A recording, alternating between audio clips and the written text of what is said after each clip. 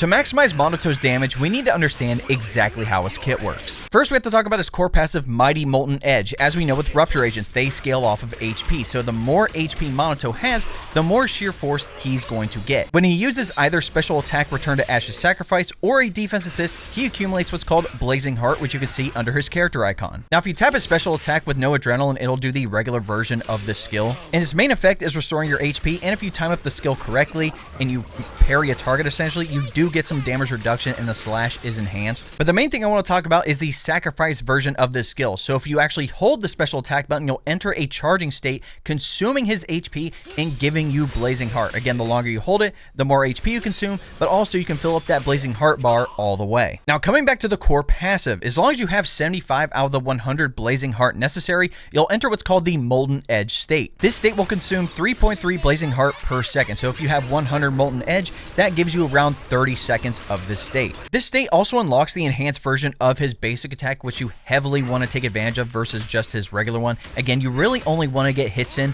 when you're in this Molten Edge state regardless. Also note that this enhanced basic attack eats away at his HP, and that is important for later. This state also unlocks his X special attack Return to Ash's Fall. So once you have enough adrenaline, you can tap your X special attack button, he'll jump up in the air, deal massive fire damage, and restore 33% of your HP. I also want to take note of his other skill that consumes HP, which is the assist follow-up after the defense assist. So after you parry the target with Manato, you can follow up with that basic attack, and instead of doing the regular, assist follow-up, you can actually do 7 slams in a row with the skill. It does consume your HP. Anyway, coming back to the core passive, when he consumes HP when using that enhanced basic attack or assist follow-up, that attack's crit damage increases by 50%, and the adrenaline regeneration rate is increased by 100%.